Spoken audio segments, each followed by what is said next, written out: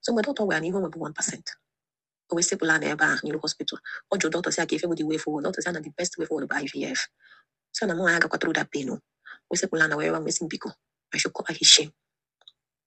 Mogaya. You get a new doctor. I say no problem. That I will do it. When I never make transfer part payment, I got charge lie. We say be the treatment. Ne, afulo mo way. Afu way. Oh, we now not reacting to my body. I almost such a ko. And I'm a rura. Aga biga mi he. Aga biga mi he.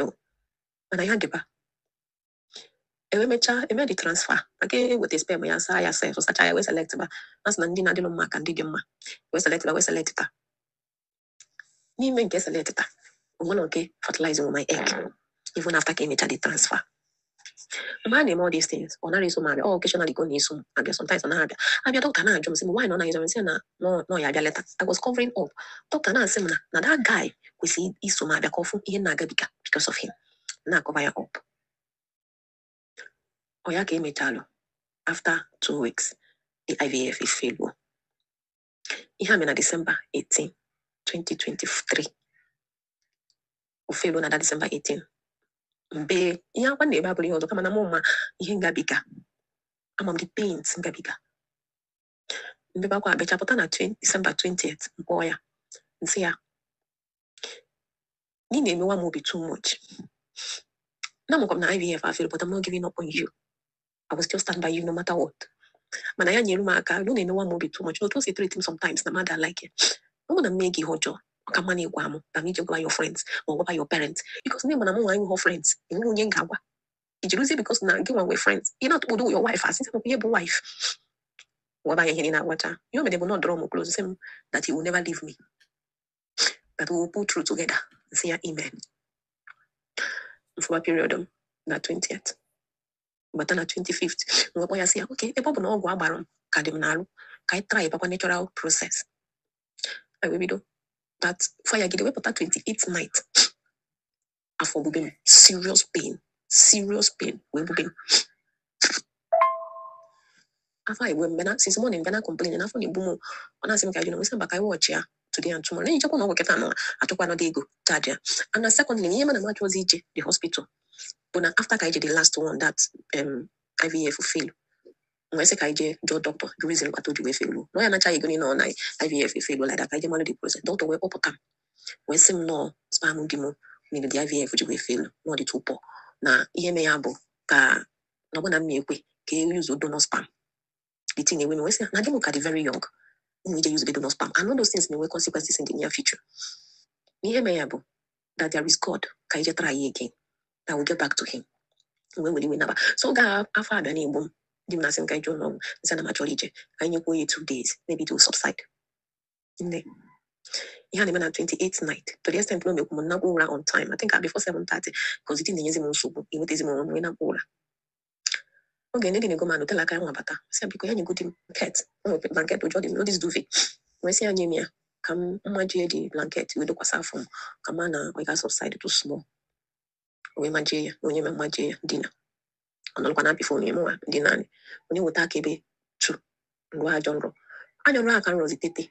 Mepe anya m notice na ya nwa di ma bịa na-emetụ m aka n'arụ ọzọ na-apịkasị m aka n'arụ masị ya na mba na ọmụgwa gị na fon egbu nne ya ejisiri m ike na ya ka ọ dịba ya biko ya nye m time ka ọ dịgoro in the morning ka m nwetegodo onwe m na ọkwa ya o isi ụta dọlọ that duve onye m tinye between his leg face the other wall gbakasịba isi ahị ihe na gbakasịzila alụ why do you kwukwanụ this duve na ọkwa ịma na ya ka you use na nwe na fon egbu ọ sị m duve gịnị ma chọkọ nkotelu m trailer load of duve and told duve ya ọ ya tụghalụ m trailer load of duve mesị ya na-agwago nke n'ime tụọ na ị ga na-etuli ndị na outside emezina ya to me na afọ ọkwa m ego gị wee nọba gị because truth oge Chineke bido bless by between that 2020 the guy in Jenamo mama as in this so proud and arrogant as in onye ọbụla ọfụziri ba mmadụ na-adịzi aka ka nwụnta n'anya always regard always respect for anybody ọ na-agwa mmadụ okwu oyi dị m ene manya niile isi m ọ ga-akpụ ndị ba ekpoche nna m n'ọkwa afa ọbụla nwere as in igwu bazie ya isi any small thing ego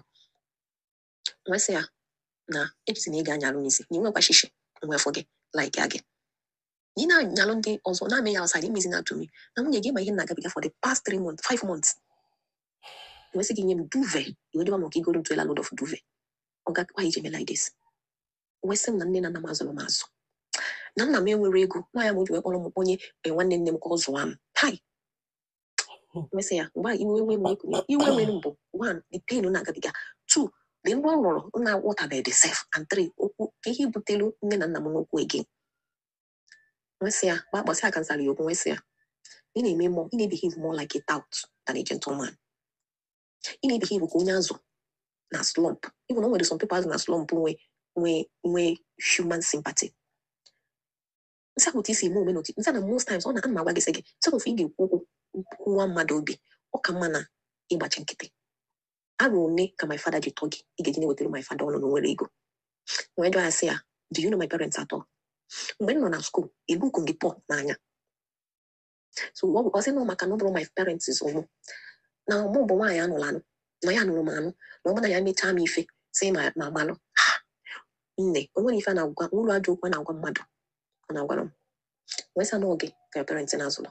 Azụlọ m azụ, yes, ekwete m. Gị nwa azụ. Show a behavior gosi na azụ ga-azụ. Onye wee fire m ụlọ fire m air. Nwa m ụlọ ọma m. Amakwa m mgbe ji wepụ aka nwa. Amakwa m ofu aka na-abụ ka mmanya because I was bittered. Ọ dị very shocked. Ihe a na-emebe 2-3 nke abalị. O wee ebe aka ibido wee shishipa. O wee jide m aka mkpịsị ise like this gbajibe ya one after the other. Late. Rapụ m n'aka. O jide nke ọrụ ya as in intentional torture.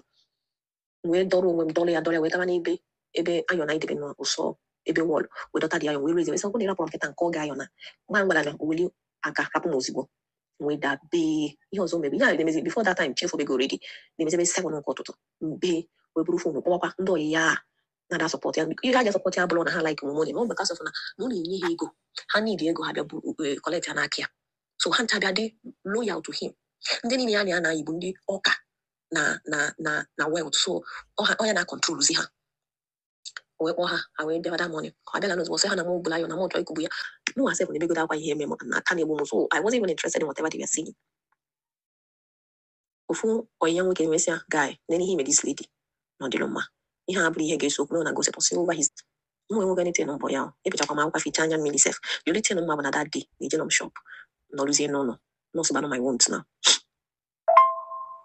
Nne ya ka ụlọ in the evening mkpịsị aka m bido kobe seriously onye nke o ji anyị ji wee melụ nna ọ iwu n'ofu onye nwoke o ji wee melụ nna wee bịa wee jila dị aka wee gbaba m dị aka ya ọ gbara m aka 6 days a na-agwa gị ha okay that very day ya mechara ya mere mesi na 29th of December o wepụta akịta ka o jecha afịa bata m nọ n'ụlọ wee kpọbụkwa m ofu aka ji afịa bata sichaa ofe dewe notice mgbe ọ ga-eji bata nje sinye mmiri ọkụ n'ọkụ ọ ga-eji salụ na-echezi ya ka ọ bata wee bata mụ nọ na palọ wee bata gafee ọba n'ime rum mụ nwa jebe ije gbata mmiri anyị ga-eji salụ ọ ma mind bụ nọ arụkwa ịsa arụ then mụ na ya okwu about what happened in the morning wedo mgbe nji kwe ya anything nwoke a wee baa n'ime ụlọ wee tụtụkọ all our documents both landed both shop everything anyị ji n'ụlọ as husband and wife tụtụkọ our documents were marriage certificate anyị wee pụọ sneak it out pụọ mgbe fụ ya ọ na-agbada stairs nwache nọ koje park ya moto ya very well the next thing ọ nọ nọ ka bike na start na aka ebe ọ na-ejezi n'abalị ya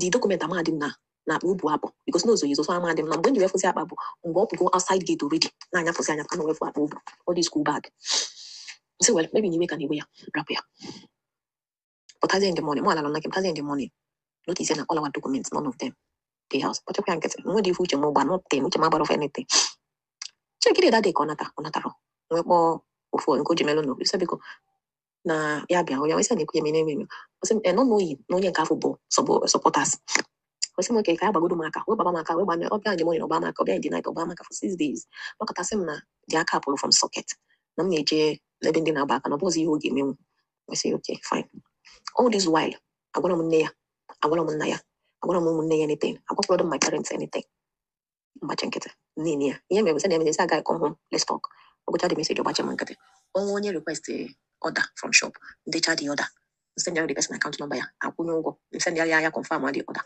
or confirm as in here strictly on chat we don't go na phone number pick odeba bata na 31st after 29 ọ ga 30th ọnatalo house bata na 31st ọnata n'ụlọ ụmụ ụfọ ya nwoke na-eme child education wee nata dị chenji akpa mesị aga imere nwunye gị alụ gbafuo n'ụlọ gbochido m ụzọ ọ bụrụ na onwe ihe mere m n'ụlọ nke ihe ga-akọrọ ndị be ya na ndị be ha akpachago ya I'm gonna be very soon. Is that what you want? But every day is not gonna be it's not no longer a new thing to me. Oh, no, I follow them. Yeah, I'm at first. I'm at church. Church. But I'm the of that 31st. Me. After child education and different, and let's go home. January 2024. Let's go home and talk. Drop all grudges. Drop all pain. Let's start on a new note. I'm not going to some bano inwe yana friend ya to muje John Dingeso na mutu naba respectfully jokwa joto ndi na side kai so na mutu nawa nata ije choka abane bata from dim no boy no boyana from dim no ebono ama matching it ga first from ya I follow them again till on the 7th